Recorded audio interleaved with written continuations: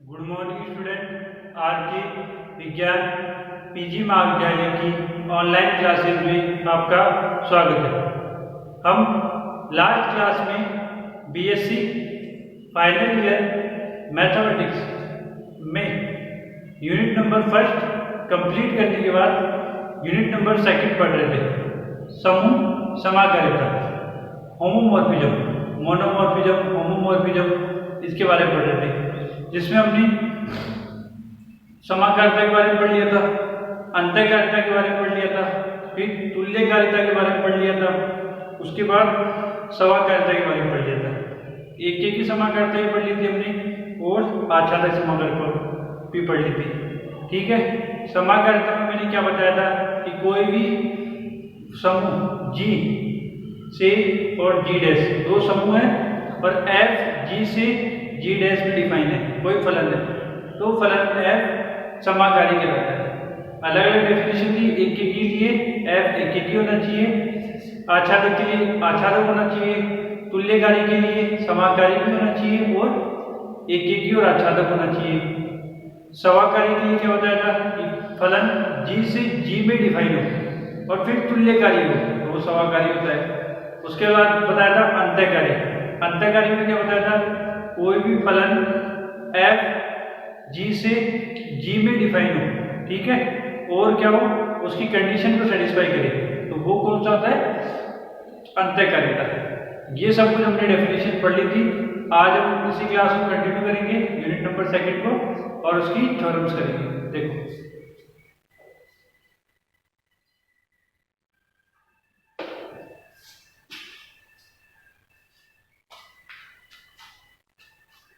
Theorem, देखो first theorem, पहले statement फिर प्रूफ, खत्म।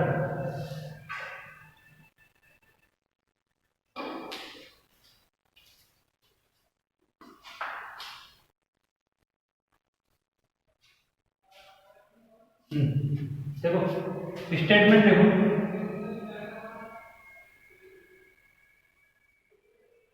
कथन। कथन क्या कह रहा है, माना जी स्टार तथा जी हैश कोई दो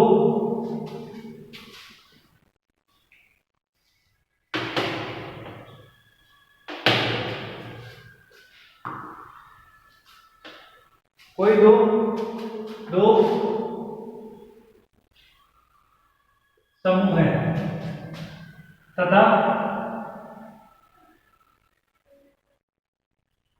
माना ई तथा ई डैश क्रम से जी तथा जी डैश के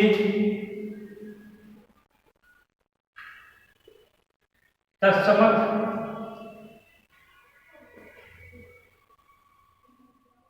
अवयव। माना जी स्टार तथा जी हैश कोई दो समूह है तथा माना ई तथा ई डैश क्रम से जी तथा जी डैश के तत्समक अवयव है, ठीक है, तथा माना फलन एफ जी से जी डैश में कोई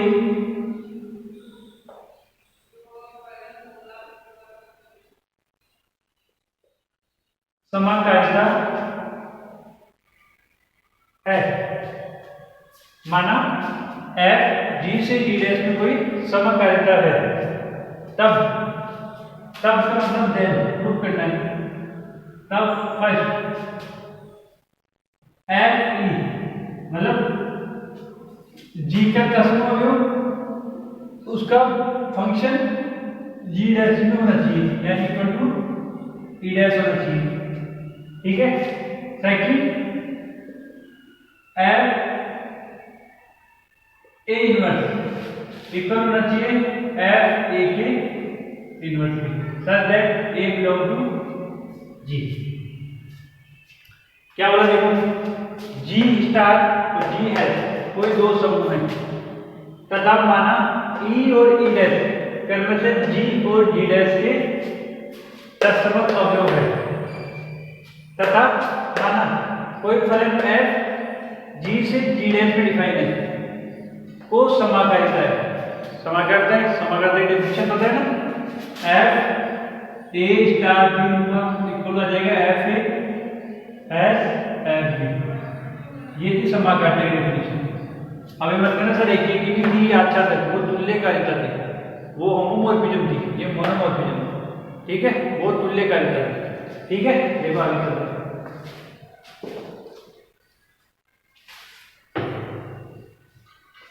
समाकारी तब सिद्ध करना है कि ई एलिमेंट है जी का तत्समोवयव, उसका फंक्शन लूंगा, उसका प्रतिबिंब जी डैश से बनना चाहिए यानी ई डैश आना चाहिए, और प्रतिलोम अवयव का लूंगा मैं, क्या लूंगा, प्रतिलोम अवयव का फंक्शन लूंगा, तो उसका जो प्रतिबिंब है वो आना चाहिए एफ ए इनवर्स यानी कि जी डैश आना चाहिए, एफ ए जी डैश का वो है एलिमेंट।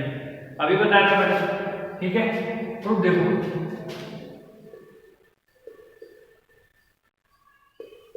देखो, माना जी स्टार तथा जी है कोई दो समूह है तथा माना ई और ई डैश क्रमश है जी तथा जी डैश के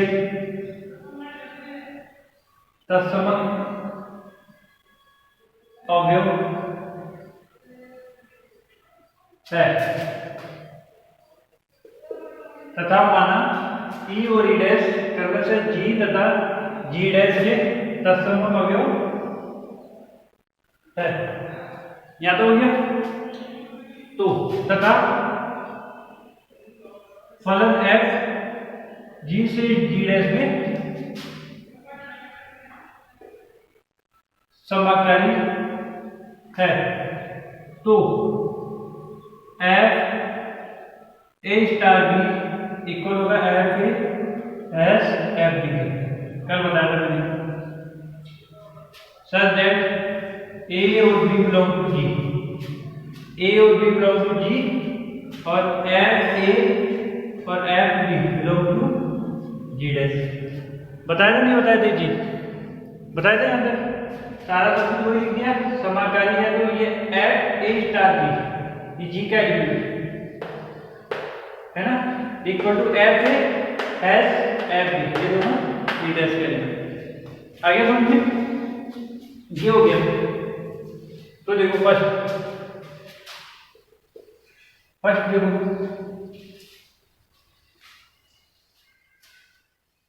देखो माना ए को एलिमेंट है जी का तथा ई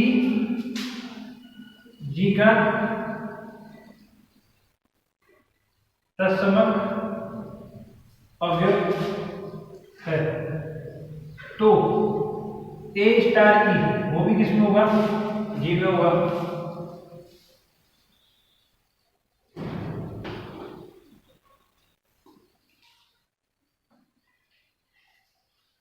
आया ना, ठीक है। देखो आगे ए स्टार ई इक्वल हो जाएगा ए के इक्वल हो जाएगा ई स्टार ए, ठीक है। अब दोनों तीनों फंक्शन लगा दो, function F star E equal to F E star E, क्यों, क्योंकि फलन एफ सुपरिभाषित है। सुपरिभाषित मतलब मैं यदि कोई भी एलिमेंट लिया जी का तो उसे फंक्शन भी लगाऊंगा तो भी उसके लिए वो क्या होगा, फलन सेटिस्फाई होगा। निकालते हैं ना डेरिवेटिव, इंटीग्रेशन, डिफरेंशियल, वो याद आ गया समझे। आगे देखो, इसको मैं क्या लिख सकता हूं, F A has F E equal to F A और एफ ई हैज एफ।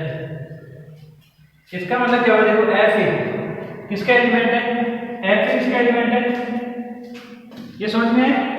देखो ए जी का एलिमेंट था, ई जी का तस्मो भी होगा, ए स्टार ई भी जी में होगा, A star E equal to A equal to E star E. फलन एफ सुपरिभाषित है, मतलब इसके लिए भी कंडीशन सेटिस्फाई होगी। F A star E equal to F A equal to F E star E. अब उसने बोला है कि ये दोनों समूह है और समाकारी भी है। क्या है, समाकारी, उनको अलग अलग कर सकते हो इस definition. F E has F E equal to F A, F E has F A. क्यों, क्योंकि ये समाकारी के आ गया तो समझ में। आगे देखो, एफ ई किसका एलिमेंट है, ए एलिमेंट है जी का, उसका प्रतिबिंब होगा जी डैश में आएगा। किसमें आएगा, जी डैश में। निकाला एफ ए जी डैश का एलिमेंट। ई किसका तस्मो होगा, जी का। ई किसका तस्मो होगा, जी का। एफ ई किसका होगा, जी डैश का। पर एफ ए को एफ ई के साथ संज्ञा कराई तो एफ ए मिल गया। इसका एफ ई क्या हो गया, तत्समक अवयव हो गया। क्या हो गया, तत्समक अवयव। ऐसे इधर भी यही है, एफ ए का एफ ई के साथ संज्ञा कराई तो एफ ए आ गया, मतलब एफ ई क्या हो गया, तत्समक अवयव हो गया। आई में ये चीज समझ में हो गया। इसका मतलब मुझे लाना क्या था, ये आगे देखो, ठीक है। तो क्या आ गया, एफ ए बिलोंग करता है जी डैश में, तो एफ ई वो भी बिलोंग करेगा जी डैश में, तथा एफ ई तत्समक अवयव, तत्समक अवयव की परिभाषा को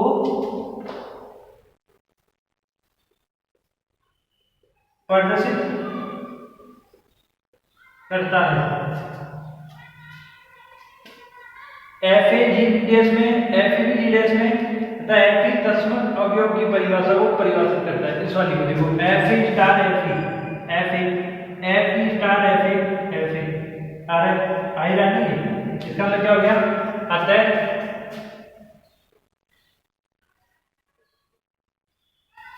अतः एफ ई जी डैश का, अतः एफ ई जी डैश का तत्समक अवयव है।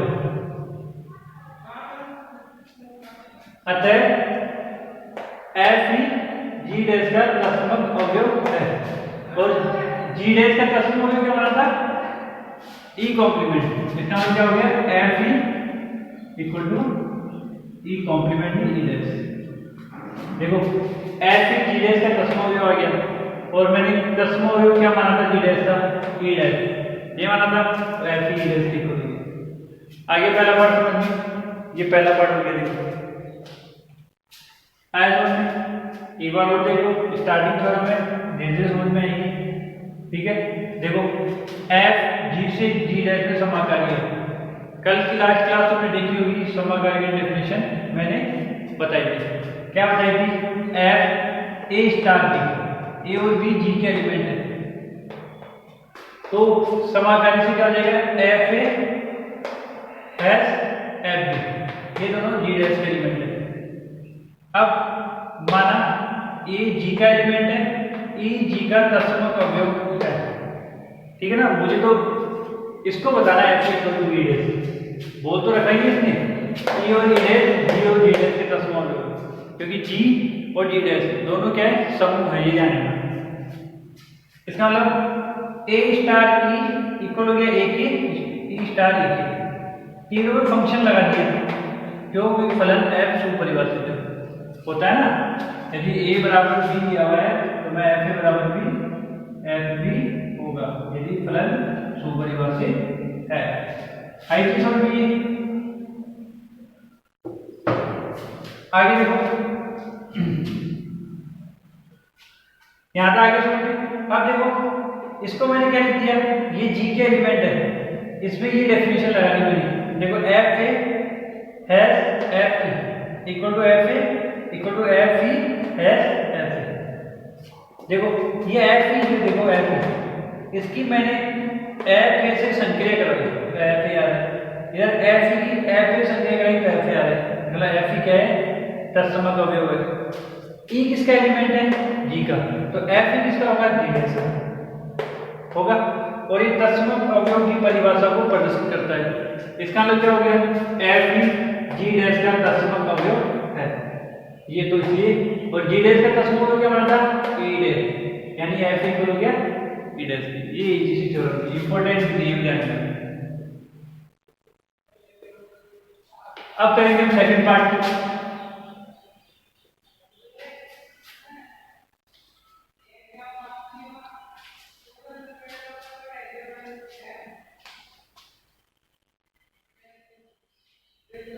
सेकंड पार्ट देखो,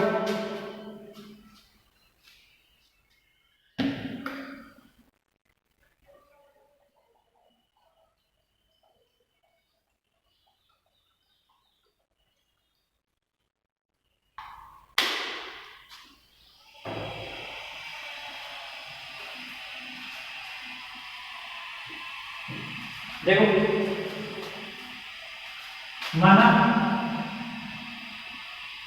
ए जी का एलिमेंट है, माना कि ए जी का एलिमेंट है, तो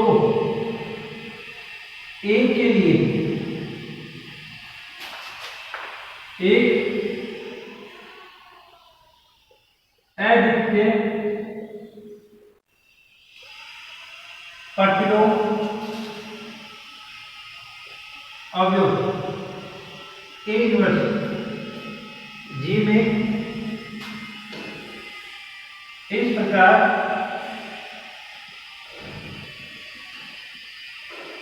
विद्यमान होगा कि, क्या बोला, माना ए जी में है तो ए के लिए एक अद्वितीय प्रतिलोम अवयव ए इनवर्स जी में इस प्रकार विद्यमान होगा कि A star A inverse equal to E A inverse star ए।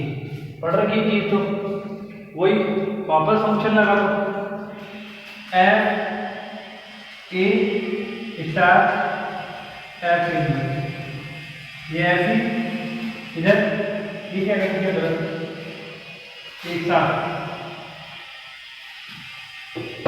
इस पूरे के साथ समझो, F A star A inverse, इधर एफ ए इनवर्स स्टार ए।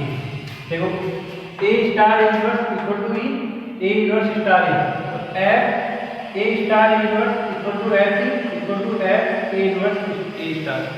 ठीक है, इनको अलग अलग करने के लिए क्यों क्यों किया ऐसा, क्योंकि फलन एफ सुपरिभाषित है। आगे देखो आगे, अब करेंगे अलग अलग। देखो एफ ए का इनवर्स, एफ ए का इनवर्स इक्वल टू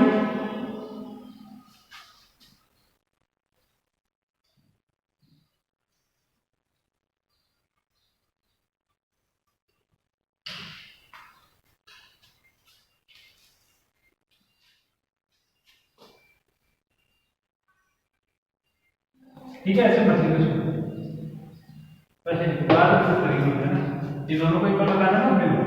देखो F A inverse equal to F A inverse F समाकारिता से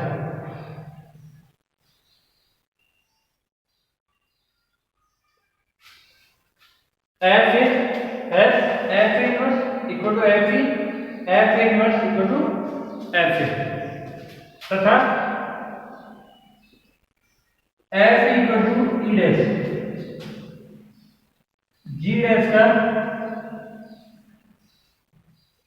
तत्समक अवयव है।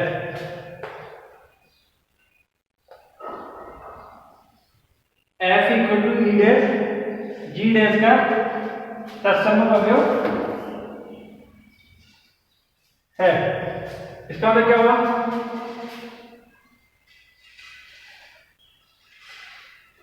इसका मतलब हो गया कि ये एफ इनवर्स ये क्या है?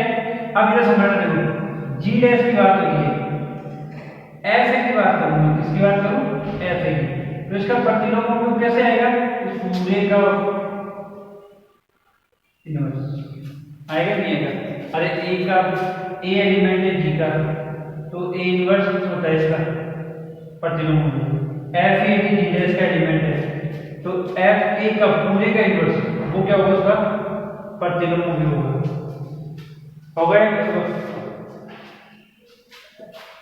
होगा। और यहाँ पे प्रतिलोम क्या है? F A inverse. तो ये चीज है ना, ये इसके इक्वल आ जाएगी, ये तो आएगी। यहाँ पे एफ ए इनवर्स और ये भी प्रतिलोम होगा। क्यों? क्योंकि एफ ए का एफ ए इनवर्स के साथ संख्या करवाई, तो मेरे पास तत्समक अवयव आ गया किसका? जी डैश का। इसका मतलब ये क्या हो गया? इसका प्रतिलोम अवयव हो गया। ठीक है, अब लिखेंगे, माना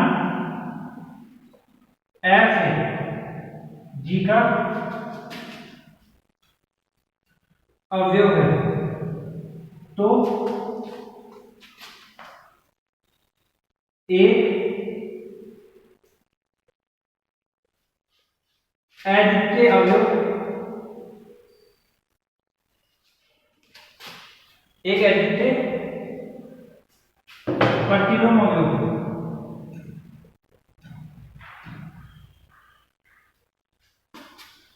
एक एडिटिव माना एफ ए जी डैश का एलिमेंट है, तो एक एडिटिव प्रतिलोम अवयव एफ ए इनवर्स इस प्रकार विद्यमान है। किस प्रकार? किस प्रकार? एफ ए इनवर्स, तो एफ ए इनवर्स इक्वल हो जाएगा एफ ए इनवर्स की। ये प्रूफ हो गया। ये वाली चीज क्यों हो गया? क्योंकि एफ ए किसका एलिमेंट है? जी डैश का। इसका प्रतिलोम अवयव निकालूंगा तो क्या आएगा? एफ ए का इनवर्स। और यहाँ पे प्रतिलोम अवयव क्या है? F A inverse. ये दोनों आपस में एक ही चीज है, चाहे ऐसे लिखो चाहे ऐसे लिखो, दिखाने के चक्कर में ना बस। तो ये इधर इसको दिखा दीजिए इक्वल है, मतलब अब तुम चाहे ऐसे भी लिख सकते हो चाहे ऐसे भी लिख सकते हो, दोनों तरीके से लिख सकते हो, दोनों तरीके सही है। ये होगी थ्योरम पूरी कंप्लीट। आगे समझ में ये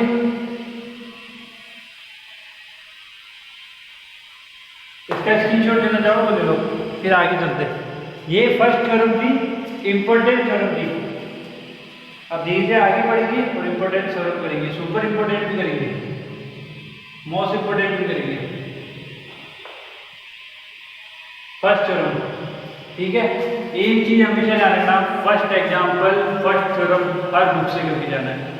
टीचर्स की सबसे प्रॉब्लम ये है कि वो पहला क्वेश्चन नहीं डाल देते, वो सोचते हैं कि बच्चे पहला क्वेश्चन नहीं करके जाते, तो आएगा नहीं। 100% मतलब ये फिक्स है कि 60% क्वेश्चन फर्स्ट क्वेश्चन या सेकंड क्वेश्चन आते हैं, ठीक है। तो वो तो करनी ही है, फर्स्ट थ्योरम फर्स्ट क्वेश्चन,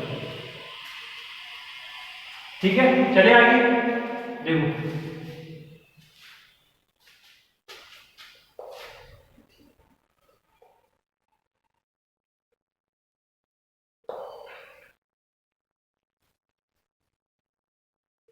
आगे थ्योरम देखो।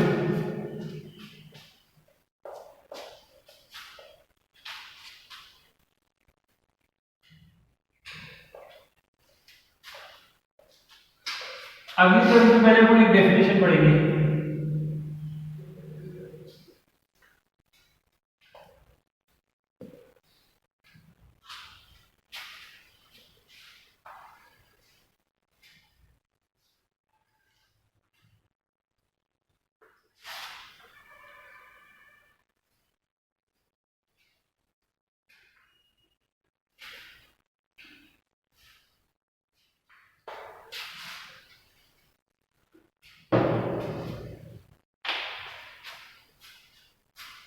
अब हम पढ़ेंगे डेफिनेशन ऑफ कर्ल, समाकारिता की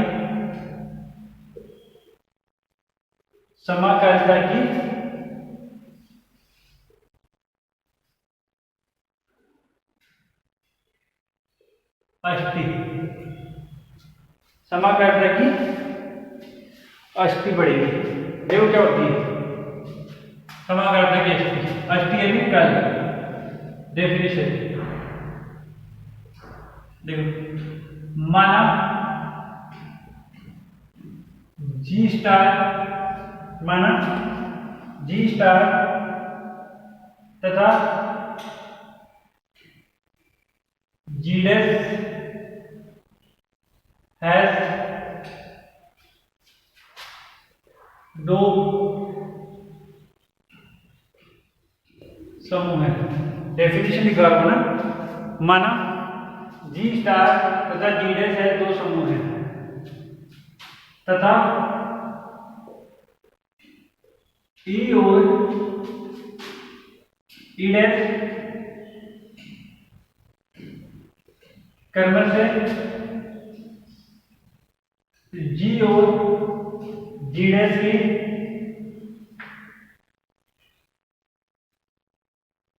तत्समक अवयव है। तत्समक कर्म से जी और डी डैश की तत्समक अवयव है।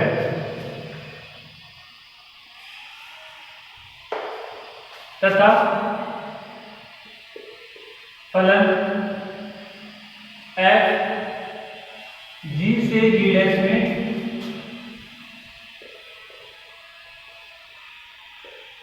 समाकारिता है।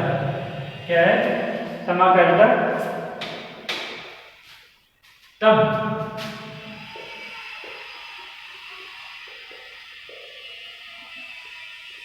समाकारिता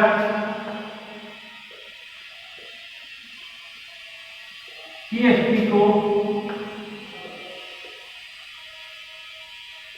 के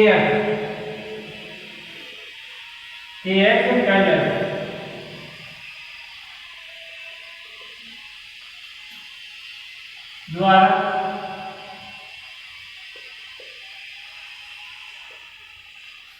निरूपित किया जाता है तथा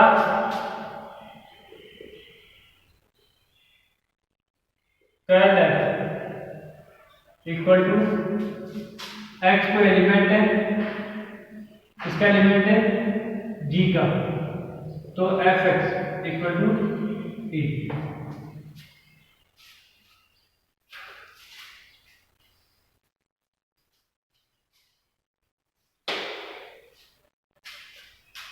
देखो क्या बोला, समझना। देखो डेफिनेशन को, माना जी स्टार और जी डैश है दो समूह है, ई और ई डैश जी और जी डैश के तत्समक अवयव है, ठीक है।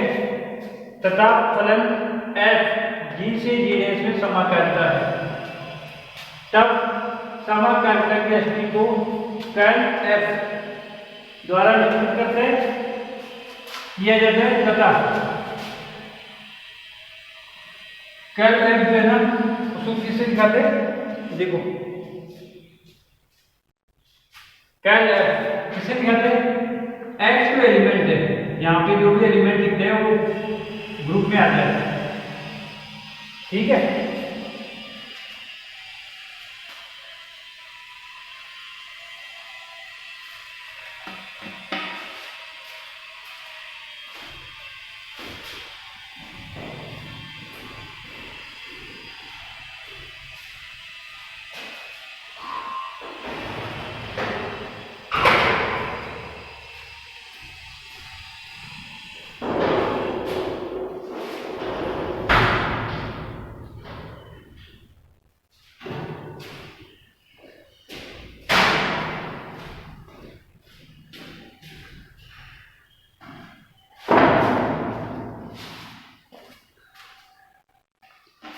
देखो एफ कोई एलिमेंट है, एक्स कोई एलिमेंट है, किसका एलिमेंट है?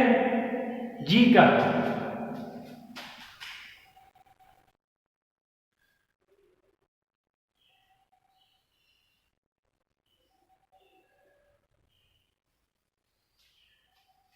देखो एक्स आंसर आएगा, एक्स एलिमेंट है जी का, मतलब जी कर्ल एफ बनेगा ना, वो सारे के सारे जी के एलिमेंट होंगे। किसके एलिमेंट होंगे? जी में बिलोंग करेंगे। ठीक है, और क्या होना चाहिए? उस एक्स के लिए मैं फंक्शन को यूज करूं, यानी एक्स के लिए मैं क्या करूं? फंक्शन को। एक्स जी के एलिमेंट है, जब एक एलिमेंट है, कितने भी हो सकते हैं, लाखों करोड़ों, चाहे 10 या 20, चाहे 1 या 2, कितने भी, उसका एक फंक्शन निकालो तो वो क्या बनेगा? प्रतिबिंब बनेगा, और वो किस में होगा? जी डैश में होगा। तो वो जो यदि एलिमेंट है वो जी डैश का तत्समक अवयव आ जाए। क्या आ जाए? तत्समक अवयव आ जाए। तो वो सारे एलिमेंट क्या होंगे? Curl F. मैं एक्स मान लो, एक्स भी है, वाई भी है, जेड भी है, और ए मान लेता हूँ, बी मान लेता हूँ। अब मैंने एफ एक्स निकाला, वो भी इक्वल टू आ गया ई डैश। मैंने एफ वाई निकाला, वो भी इक्वल टू ई डैश आ गया। मैंने एफ जेड निकाला, वो भी इक्वल टू ई डैश आ गया। मैंने एफ ए निकाला, वो भी इक्वल टू ई आ गया। ये जो सारे एलिमेंट है ये किस में आ जाएंगे? Curl F. क्या क्या? एक्स वाई जेड, ये कर्ल एफ। ऐसे कहना सकते हैं। इसमें जो है ना जी के अंदर एलिमेंट तो खूब सारे हैं, मगर सिर्फ मिनिमम एलिमेंट वो कितने भी हो सकते हैं, जैसे 4 मिनिमम वाला 4-5 कितने भी हो सकते हैं, वो जी पे डिपेंड करता है, जी में कितने एलिमेंट है। यदि उनका फंक्शन निकालना है तो वो ई डैश आना चाहिए। तो वो सारे जो एलिमेंट है वो क्या होते हैं? कर्ल एफ होते हैं। आया समझ? देखो आगे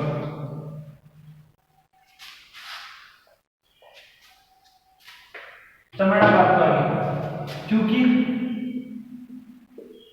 मैं जानता हूं कि ई एलिमेंट है जी डैश का, ई एलिमेंट है जी डैश का, इसका मतलब एफ एलिमेंट होगा जी डैश का, इसका मतलब एफ ही जो है वो इक्वल हो गया ई डैश। देखो ई एलिमेंट है जी का, ऐसे एक्स के, और उसका फंक्शन एफ एक्स, वो क्या है? ई डैश। इसका मतलब कर्ल एफ जो है ना वो कभी भी खाली नहीं होता। ठीक है ना, ये तो फिक्स हो गया। क्यों? क्योंकि देखो ई जी में हो गई, ये तो कंडीशन है, जी ग्रुप है, जी डैश ग्रुप है, दोनों ग्रुप है, तो तत्समक अवयव तो विद्यमान होगा ही होगा। ई और ई डैश तो रहेंगे, ये कभी भी क्या नहीं होता? पाई देता। अर्थात कर्ल एफ एक आरित उपसमुच्चय है। क्या है? कर्ल है आरित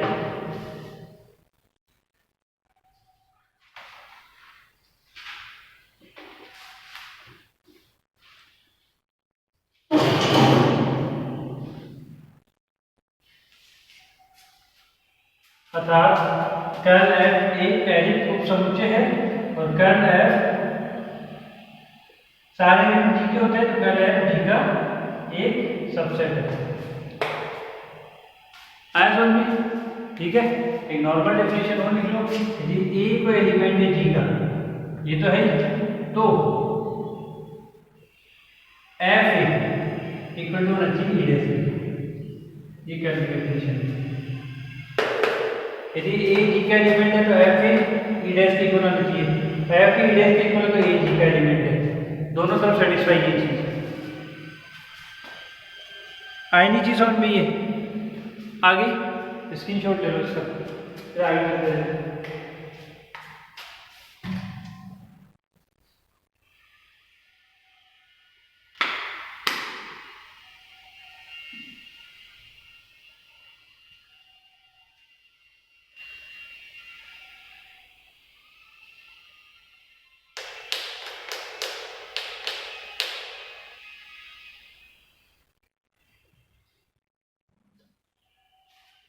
चले आगे। अब देखो कर्ल पे डेफिनेशन को थ्योरम पढ़ेंगे हम लोग। ये डेफिनेशन होगी, आगे चलते देखो।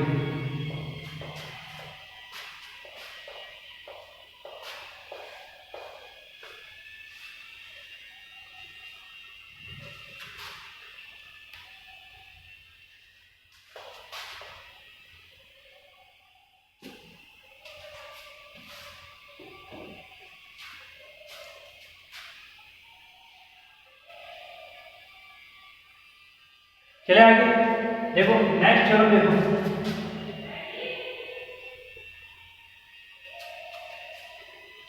देखो अगली थ्योरम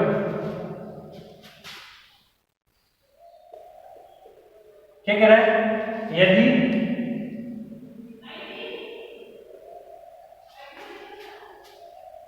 स्टेटमेंट देखो, नेक्स्ट थ्योरम पढ़ रहे हैं ना, उसका स्टेटमेंट देखो क्या कह रहा है, यदि एफ समूह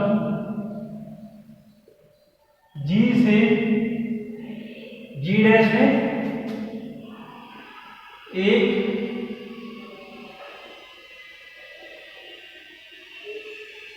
समाकारिता हो, यदि एफ समूह जी से जी डैश में समाकारिता हो तो एफ की अष्टी यानी कल के समूह जी का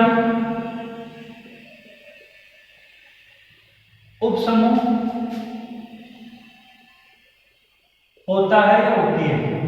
क्या बोला देखो, यदि एफ समूह जी से जी डैश में डिफाइन है, एक समाकारिता है, तो एफ की अष्टी के, एफ की अष्टी के, अष्टी नहीं रहना, अष्टी है, अष्टी कल के समूह जी का उप समूह होती है या होता है। ठीक है, अभी मत कहना सर अभी तो बोला था आपने कल एफ, मैंने सबसेट बोला था जी का, अब मुझे बताना उप समूह, क्या बताना है, उप समूह। उप समूह के लिए तुम्हें एक ही डेफिनेशन याद रखनी है, पीछे एक थ्योरम करी थी पिछले लास्ट चैप्टर में, क्या करी थी, यदि ए जी का एलिमेंट है, बी भी जी का एलिमेंट है, तो ए बी इनवर्स भी जी का एलिमेंट होगा, तो जी क्या होता था, उप समूह होता था। ये थ्योरम प्रूव करी थी नहीं करी थी, ए जी का एलिमेंट है, बी भी जी का एलिमेंट है, ए बी इनवर्स भी जी का एलिमेंट होना चाहिए, तो जी क्या होता है, उप समूह। यही चीज यहाँ पर करेंगे, आगे जिस भी थ्योरम में ये पूछेगा उप समूह फाइंड कीजिए या प्रूव कीजिए, तो ये चीज यूज करेंगे, ये चीज याद रखके चलिए। ये है क्या, पीछे चैप्टर में एक थ्योरम का स्टेटमेंट है, जिससे उप समूह की डेफिनेशन प्रूव करेंगे। ठीक है, देखो प्रूफ देखो, पहले से क्वेश्चन बांट लेते हैं बराबर, एक से दो कर लेते, एक का यहां से दो कर लेते। ठीक है, देखो प्रूफ देखो,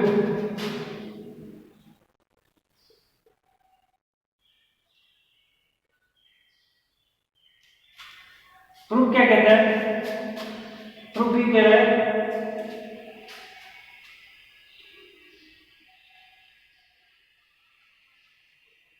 देखो, प्रूफ माना जी स्टार और जी डैश दो समूह हैं तथा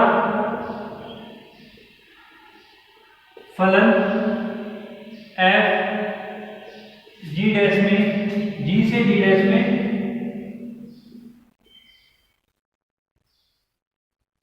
समाकार्य तथा ई और ई डैश क्रमशः ई और ई डैश क्रमशः जी और जी डैश के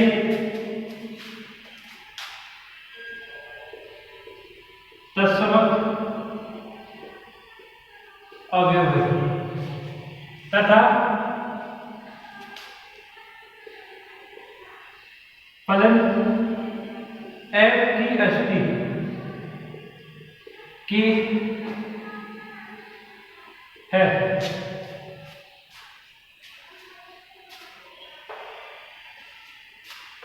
तब के की परिभाषानुसार कर्ल ऑफ एफ,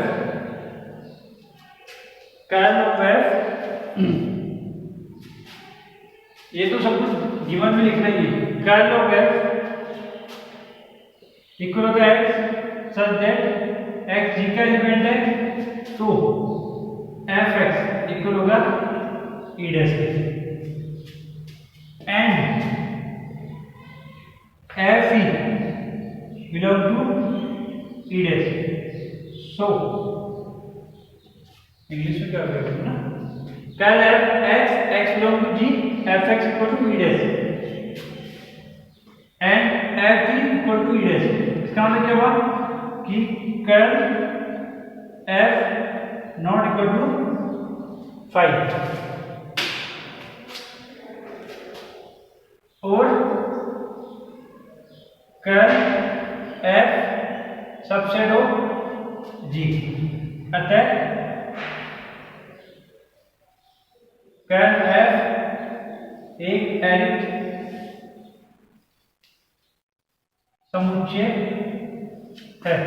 ये तो हमने गिवन में लिख दिया कि जी और जी स्टार और जी डैश है दो समूह है, फलन एफ जी से जी डैश में समाकारी है तथा ई और ई डैश क्रम से जी और जी डैश के तत्व अवयव है तथा फलन एफ की अष्टी के, फलन एफ की अष्टी के है, तब के की परिभाषा अनुसार, के की परिभाषा अनुसार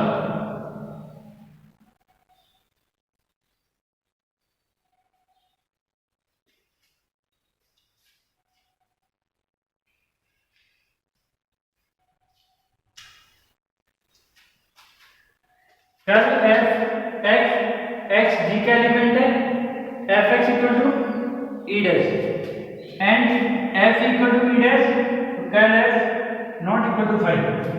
कर्ल एफ जी का सबसेट है, ये सारे एलिमेंट जी के होंगे, अतः कर्ल एफ एरिथ उप समुच्चय। तो अब हम लिखेंगे हमें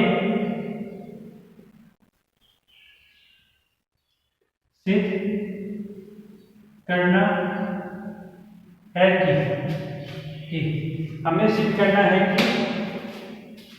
कि जी का उपसमूह है। हमें सिद्ध करना है कि जी का उपसमूह है। इसके लिए हमें क्या करना पड़ेगा, के में दो एलिमेंट बनेगी एक्स और वाई, और एक्स वाई इनवर्स के में होना चाहिए। हमें सिद्ध करना है कि जी का उपसमूह है तो x बिलोंग टू k और y बिलोंग टू k, तो x y belong inverse belong to k सिद्ध करना होगा। क्या बोला, हमें सिद्ध करना है कि ये जी का उपसमूह है तो x belong to k, y belong to k, तो x y इनवर्स भी k में होना चाहिए। ये हमें सिद्ध करना होगा। करना होगा नहीं करना होगा, करना होगा, करो। ठीक है, देखो कैसे करोगे, समझो। इसको लेके चलते हैं x y। अरे मुझे ये तो पता है कि x k में है, y भी k में है, x y इनवर्स k में होना है। मैं लिखूंगा x y इनवर्स, ठीक है। और क्या होना चाहिए, यदि एक्स वाई इनवर्स के फलन को यदि मैं ई डैश से बता दिया, किससे बता दिया, ई डैश से बता दिया, तो वो एक्स जी में होगा और वो कर्ल एफ के अंदर होगा। मुझे बताना क्या है कि एफ एक्स वाई इनवर्स, इसको मुझे के में बताना है। उधर लिखूंगा छोटा सा ये, देखो क्या बताना है मुझे, एफ एक्स वाई इनवर्स। देखो x एफ एक्स ई डैश है तो x के में है, एफ वाई ई डैश में है तो y के में है। एक्स वाई इनवर्स को के में बताना है तो एफ एक्स वाई इनवर्स को ई डैश से बताना है मुझे। कैसे करेंगे, वही करना है। ये आगे क्या करेंगे, अब समाकार बना लेंगे। एफ एक्स स्टार लगाएंगे इसमें, यहाँ पे भी बस लिखना स्टार है ऐसा ना, ऐसे लिख देना GODS, ठीक है ना। संक्रिया मतलब संक्रिया है एफ, क्योंकि संक्रिया लगाओगे ना तो ये लिखना पड़ेगा बीच के बाद, वो अपने को नहीं करना है। एफ एक्स वाई इनवर्स, क्या है F X F Y inverse, imaging करना है कि यहाँ पे भी स्टार है और यहाँ पे एफ, बस यही है, बार बार संक्रिया यूज नहीं करेंगे। आगे देखो एफ एक्स और एफ वाई इनवर्स क्या लिख सकता हूं मैं, एफ वाई का होल इनवर्स, आया ना, क्यों, क्योंकि एफ समाकारिता है, ये कंडीशन में लगा दी समाकारिता, ये लास्ट थ्योरम से लगा दी आया समझ। आगे देखो एफ एक्स, देखो एफ एक्स ई डैश है ना, F x E dash, F I भी ई डैश, तो एफ आई भी ई डैश का इनवर्स, अरे कोई फर्क नहीं पड़ता, 10वां में उसका इनवर्स लो चाहे कुछ भी लो, चाहे कोई भी लो, कुछ भी वही आएगा, ई डैश ई डैश ई डैश। ये देखो पहले की परिभाषा को सेटिस्फाई करता है, एक्स जी में है तो F X equal to E dash आ गया, तो एक्स का डेरिवेटिव होगा, ये जो है जी का एलिमेंट है, और एफ एक्स वाई इनवर्स यदि ई डैश आ गया तो ये जी का एलिमेंट है, तो ये कर्ल के का एलिमेंट होगा, ये प्रूव करना था। तो एक्स के का एलिमेंट है, वाई भी के का एलिमेंट है, एक्स वाई इनवर्स भी किसका एलिमेंट आ गया, के का एलिमेंट। इसको नंबर 5 डाल दो और यहाँ लिख दो समीकरण 1 से।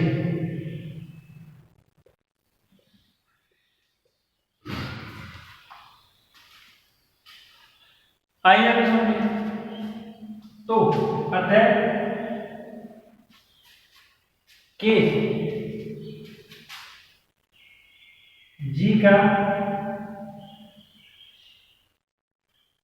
उपसमूह है, के जी का उपसमूह है, हेंस प्रूफ। आइए चीज समझ में,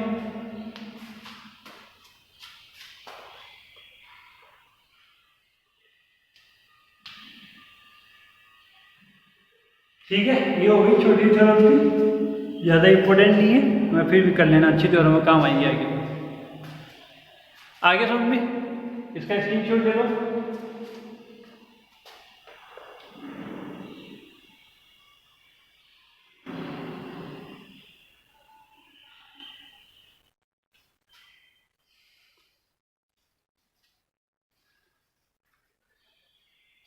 ले लिया, ठीक है। इस क्लास में समूह समाकर्ता की इतनी थ्योरम करेंगे, बाकी थ्योरम से वो हम अगली क्लास में करेंगे। इस क्लास में इतना ही, धन्यवाद, थैंक यू।